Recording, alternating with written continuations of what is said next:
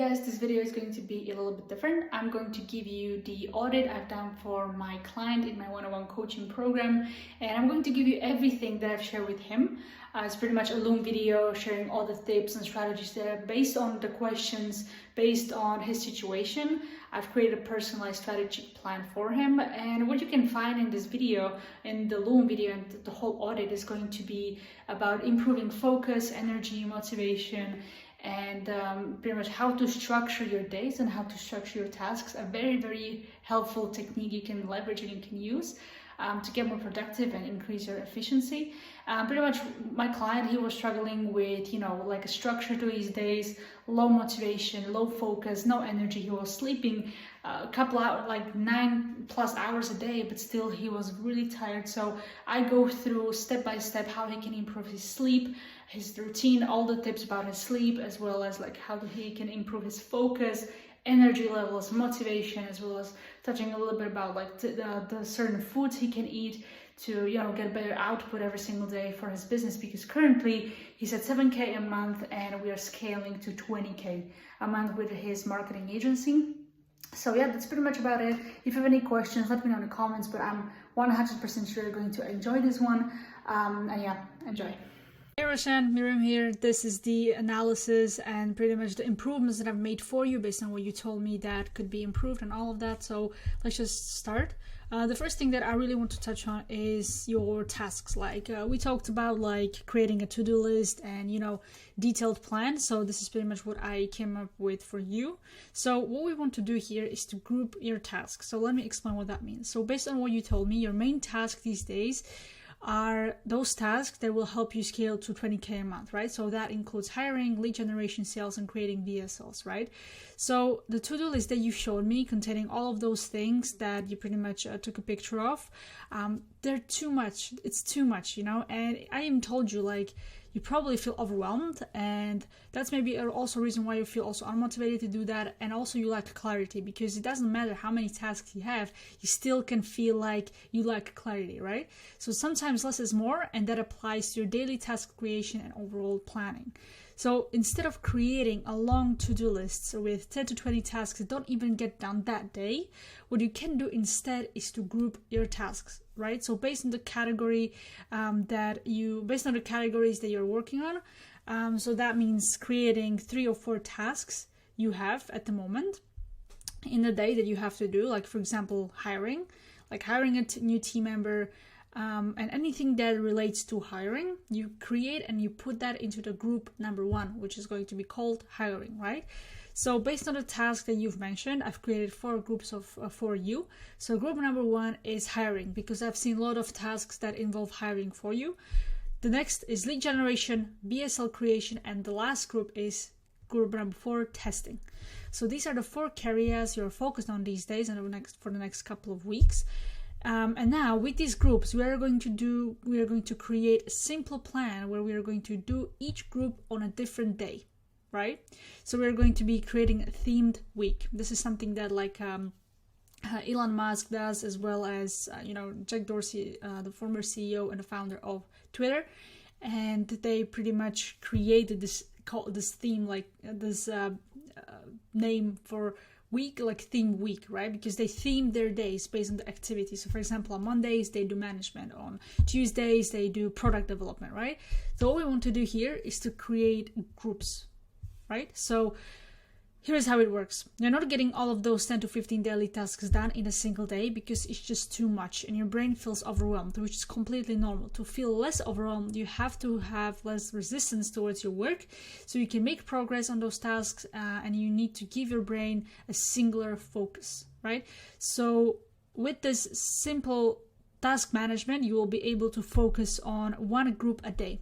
That way you're not going to switch back and forth between a task, like multitasking, like it's the same thing as you working and you grabbing your phone to check your messages. It's the same thing, but this is with your tasks and your work, because that will result in brain fatigue and decrease of focus and concentration overall. And you're going to feel like horrible because you just feel like you're super overwhelmed, and that way you're going to procrastinate on a task that needs to be done, right? So Here is a suggested plan I've done for you. You can put into test. So Monday, you're going to execute group 1. So your whole day is going to be about creating SOPs, hiring, and everything you need to do to hire a good talent. Maybe you have all of those tasks that if you just take one full day of 5 to 8, 10 hours, depending on how many tasks you have that are essential. If you can do that in one day, you don't ever have to do it again because you just created this whole one day just for hiring, right? So Tuesday could be group 2. Your whole day will be around lead generation, doing outreach, follow-ups, doing content, and whatever you need to do to get new clients, right? You know the best. Wednesday could be, this whole day is going to be about creating a VSL, right? By the time you already have done the main task for your hiring process, now you have a whole day focused only on doing VSLs. And from my experience, I know that VSLs, a good VSL, sometimes takes some time. So you can group them. You can actually do the group 3 in Thursday as well. So good VSLs, as I said, are not built in one day. So you can take 2 full days to finish it. Like not just start, but finish the whole VSL in 2 days. Because imagine you have 10, maybe 16 hours to do one VSL, like full focus on VSL. Like, of course you're going to finish it. Of course you're going to make a better VSL. Because you're going to be fully focused on that one thing, which will give you the singular focus, flow, and everything that you want when you're working, right? And lastly, Friday, group 4, the last day could be used for the last group, which you can use for testing all your systems, SOPs, and you name it. The whole day just for testing. And I can guarantee you'll feel less overwhelmed and you will feel more excited to work because you just have this one thing to do every single day, right? Now, that way you're going to feel less fatigued because you're, again, the singular focus. And in addition to that, you can create subtasks for those tasks in each group. But don't make them more than 3. Because from experience, I know that if you set yourself to do more than 3 tasks, one of these 2 things will happen for sure. One, you're not going to finish them all. You're probably going to be stuck at task 1 and procrastinate on the rest of the tasks because sometimes you overestimate what it's going to take to accomplish this one simple tasks. And then, or the second option could be that you're going to realize that you just don't prioritize your tasks well. If you have 100 tasks to do, that means that you didn't do a good job when it comes to prioritizing your tasks, right? So you want to just pick 3 income producing and the most important activities for each group, right? So make sure these tasks are your priorities and the only task that you should be doing, not what you want to do, but what you should do to achieve your goals to get to 20K a month. That move the needle forward in your business, right? And then get you to that 20K a month goal. So that was about group tasking. Let me know if you have any questions about that. Let's move on to the second part of this analysis, and that's going to be about energy and motivation. So you mentioned like lack of energy, lack of motivation to do work on some of the days. So let's just touch on that a little bit. Main thing here is to a couple of months back or weeks back or whenever we did this, we've done a chronotype. I sent you a test and you've done your chronotype, and the results in the chronotype said that you are a chronotype of a bear, right? So if you forgot, here is the whole analysis I've done for you, like your schedule and everything for your specific chronotype, for your specific lifestyle and all of that. So you can go back there, check it out, and try following the routine that I've mentioned here for the next 7 days. And let me know how you feel. That's really important. Now, another thing why you like energy and why you like motivation, why you feel fatigued and all of that is because of your nutrition. You have some deficiencies in your nutrition, which is really, really important. So I've created some ideas and some things that you can apply as soon as possible to fix this, right? So let's start. Remove all the sugars and processed food from your diet as soon as possible. Step number 1, this is like the main step because you don't want to add, you want to eliminate everything that is holding you back. Just like with habits, right? You don't want to add good habits if your bad habits are still holding you back, right? So remove all the sugars and processed food from your diet, and this will help you get rid of the body and brain of toxins and inflammation. Now, then start eating foods that increase your microbiome diversity, foods that create healthy bacteria in a gut. That's pretty much what it means. And some of these foods are pickles, kombucha, kimchi, and unprocessed yogurt, right? In addition to that, you can buy yourself an MCT oil, which is something that I use a lot and it's incredible. And this MCT oil you can put it in a coffee, you can put it in tea or smoothie.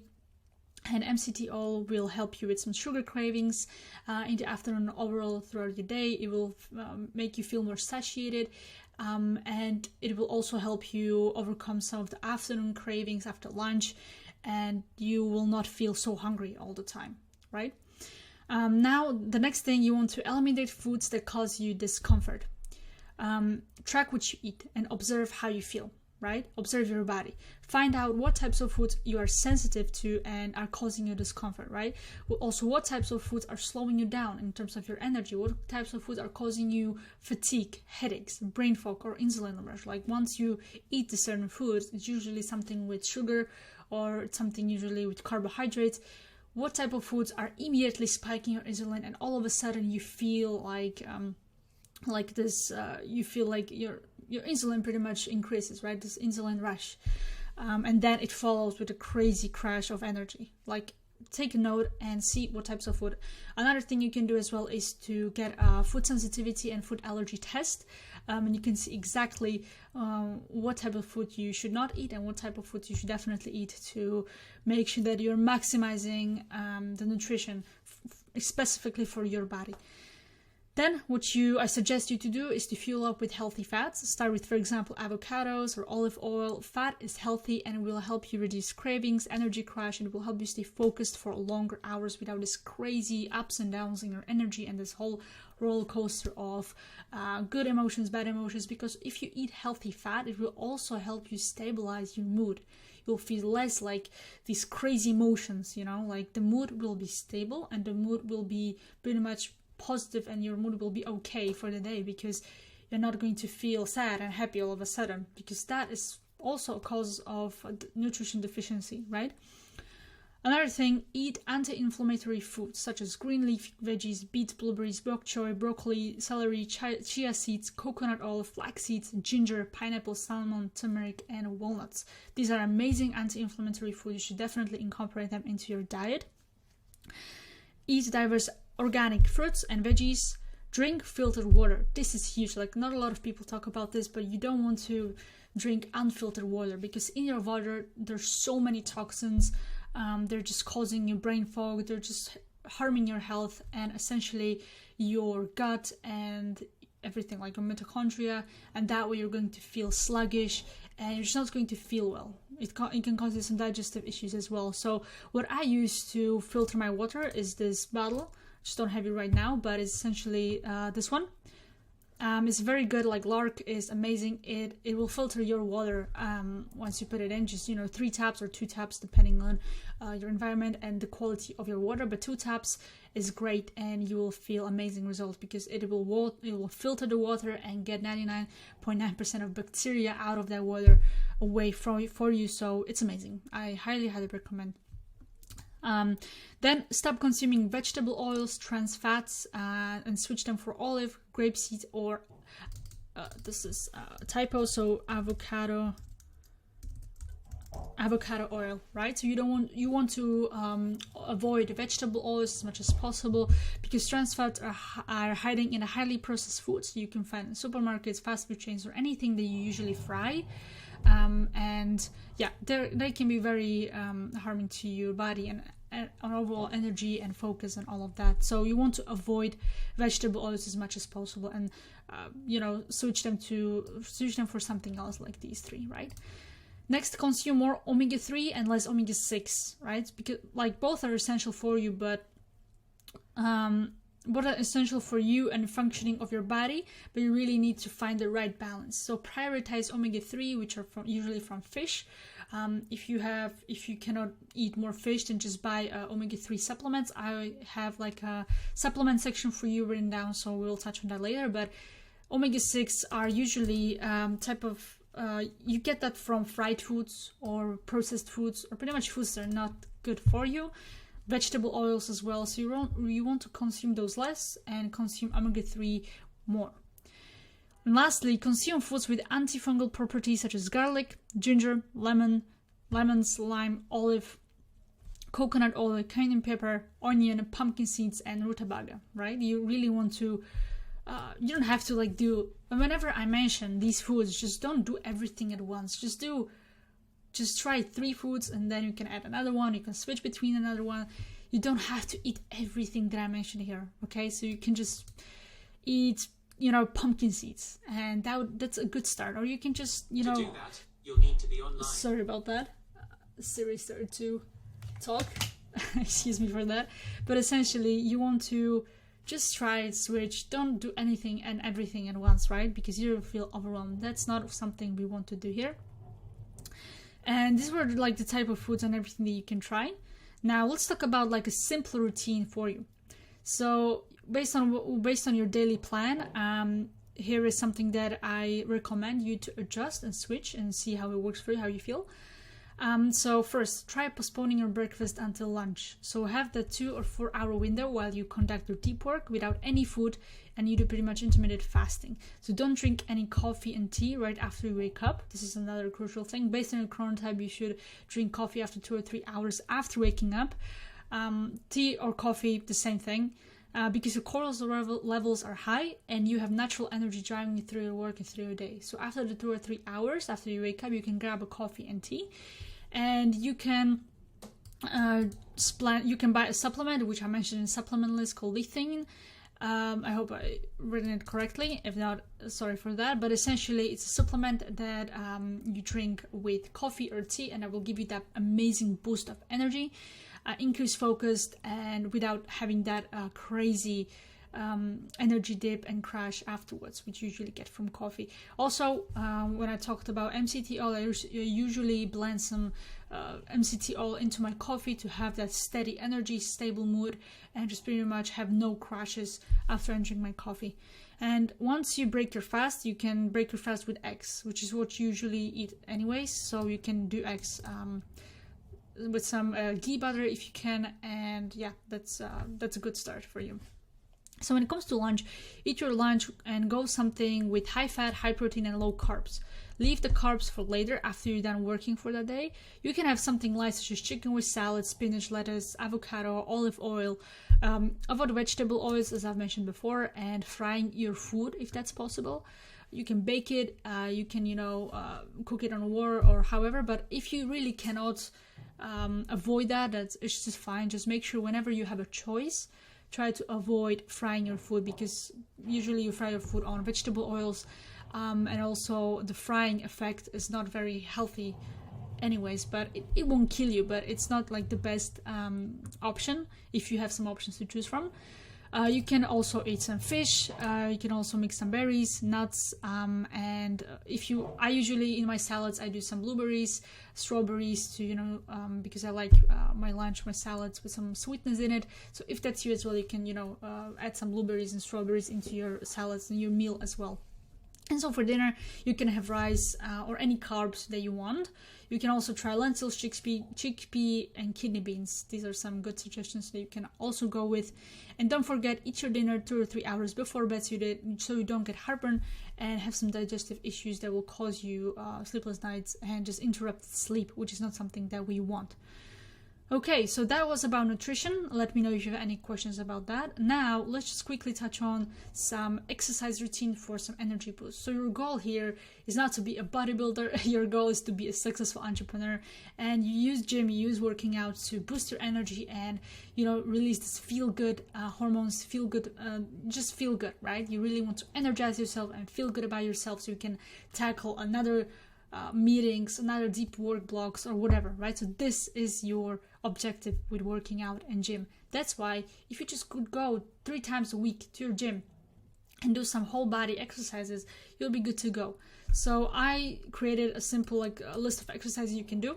So focusing on compound movements, and these are bench press, squats, deadlifts, overhead press, pull-ups, and overhead press. I've written that twice, but essentially you want to focus on these 5 mainly, right? There's so many others, but usually when I go to the gym, I focus on these because they give me the most out of each workout for a short period of time I spent in the gym, which is 3 times per week, around 40 to 50 to 1 hour, right?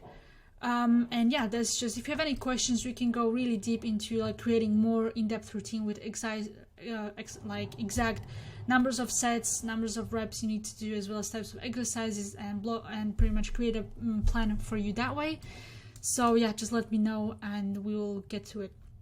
So here's about the supplements that I've mentioned. So here's a list that I created for you. Essentially a list that will help you pick and choose between different supplements. So please go through it and let me know if you have any questions. All right, and lastly, let's talk about your sleep and improving your sleep. So based on what you've told me, there are a couple of things that we can improve, like feeling tired right after you wake up or waking up during your REM and deep sleep. This is something that we can fix and this is something we can take care of. So let's just start with before bed visualization technique. So this is a technique that you should do every single night before you go to bed, and it will take you as little as 5 to 10 minutes. Alright, so just close your eyes and just visualize yourself waking up in the morning. You feel excited for the day and for the new opportunities that this may bring you. Once you close your eyes before bed and you just visualize yourself in the morning, feeling good, feeling excited, maybe feeling, worried or stressed. This is fun. You don't want to, make it all excitement. Like, it doesn't happen all the time. You sometimes wake up tired. We sometimes wake up not feeling the best, which is fine, right? Essentially, you want to prioritize those positive feelings about you waking up in the morning and having these new opportunities and everything that's coming for you for that day. So visualize yourself then from the first perspective, like first point of view, getting out of your bed and starting your day, right?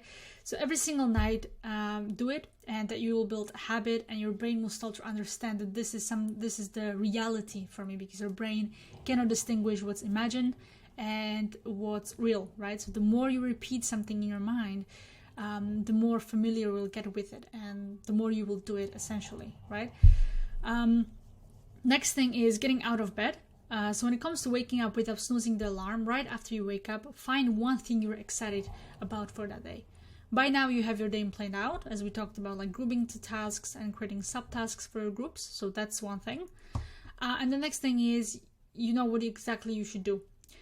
So think about this one exciting thing. It could be business related, it could be personal life related. Just find this one thing you're excited about for the day. Right? You can even say, like, what I've done in the past when I had troubles waking up in the morning is that I imagined, like, I said to myself, yes, this is another amazing day. We're going to help one amazing person. I'm going to get one client. I'm going to help them pretty much improve their whole life and business as well. And I had that in mind. Like, I'm just going to show up to my work, and I'm gonna get a good, client out of that. No attachment, nothing, no pressure. Just having the feeling like, oh my God, this is the day I'm going to get another amazing client. And that kept me going for some time, and that kept me, waking up and going straight to work right after I woke up, right? And also you can find one thing that you will be grateful for. Like, oh my God, I'm so grateful that I can wake up healthy, and I have a chance to work on my business, because I choose to work on my business. I don't have to work on my business. I chose this. This is my decision, so I choose to. I don't have to go to work and work somewhere for $1 an hour. I'm blessed because I choose to have this business, which is, making me money and helping people. Just simple thing as that. Now, if you still struggle to get out of bed, take a deep breath and count from 5 to 0. And once you say 0, get up. No thinking, no pondering, just stand up and get yourself going. Like, start counting down 5, 4, 3, 2, 1. 0, and once you hit 0, get up and don't think, right? Just do it. Another thing you can do when you are in bed struggling to get up, remind yourself of your vision. Have your vision board, have your list of goals right next to your bed, so immediately when you wake up and you just don't feel like waking up, just take it, read it, visualize it, feel those emotions of how accomplishing these goals would feel like, and just experience that feeling. See yourself achieving those goals. And also, on the other hand, what I suggest you to do is to feel the opposite, like feel those negative emotions of what could happen if you don't achieve those goals. And if you don't, and just see yourself not waking up and not achieving your goals, right? So how would that make you feel? How would that look like? And understand it. If you don't wake up right now, that reality might be your reality. And lastly, based on the exercises we've done in the past for identity shifting, don't forget to embody the 2.0 version of yourself. So start acting, feeling, and thinking like the 2.0 version of yourself. So whenever you doubt, like whenever you question yourself if I should sleep in or if I should get up, just ask yourself, would Roshan 2.0 be still in bed right now? Or would he just jump out of bed excited to tackle a new day and conquer new opportunities? Well, you know the answer by me asking this question, right? So the less you think, the better. Whenever I started to think, I know like this mind is trying to tell me to go back to bed and not do anything and just sleep in. But I know that the less I think, the faster I can get out of bed and get myself going. So that was about getting out of bed and before bed visualization. Now let's talk about you feeling tired when you wake up. So what I would suggest is something that I'm currently doing is to stop having an alarm clock. So stop setting yourself an alarm to wake up to, because as you mentioned, whenever the alarm goes on, it wakes you up from your sleep, usually deep sleep, and that can lead to even more fatigue. So it doesn't matter how many hours you sleep per day. What matters is the quality of your sleep. So you want to reach for 4 to 6 sleep cycles a night, right? So you can feel really energized, you can feel really good. So for the next 14 days, don't have an alarm. However, you want to have a strict bedtime routine you follow every single night, which is something we are going to go right now. So have a bedtime routine or ritual, and you want to start that ritual every single night at the same time. So before based on your chronotype, your bedtime is around like 10 to 11 p.m. So you want to start your unwinding routine around 9ish, right? 9 p.m. So knowing that 1 hour of calming down, avoid phone usage. Don't look at blue screens because that will just stimulate, you'll just feel more awake and it will be very difficult for you to fall asleep. So what you can do during that 1 hour to calm yourself down is to journal for a couple of minutes, to review your day, just free your mind of all the thoughts, worries, and things that you hold here, right? Because you want to really feel relaxed. So for the next thing you can do is to meditate for 10 to 15 minutes. As little as that, just you can turn on some guided meditation, or you can just set a timer for 5 to 10 minutes and you can just meditate and focus on your breathing, right? Next thing, you can drink chamomile tea and read a light book, a fiction or a very light non-fiction book, not something like finance or you can something easy to read, so you don't overwhelm your mind right before bed. And you want to repeat this every single day. And once you do this ritual, you'll fall asleep around 10, 11 p.m. And that way you're naturally going to wake up based on your circadian rhythm and based on your pretty much chronotype and all of that. And you will feel amazing because you're going to wake up whenever your body tells you to wake up. So that way you're not going to wake up during your REM or deep sleep. Okay, so the last thing I want to touch on here is some overall sleep improvements and advice that I'd love to give you that will help you get better sleep, more high quality sleep every single night. So first, get more sunlight during the day.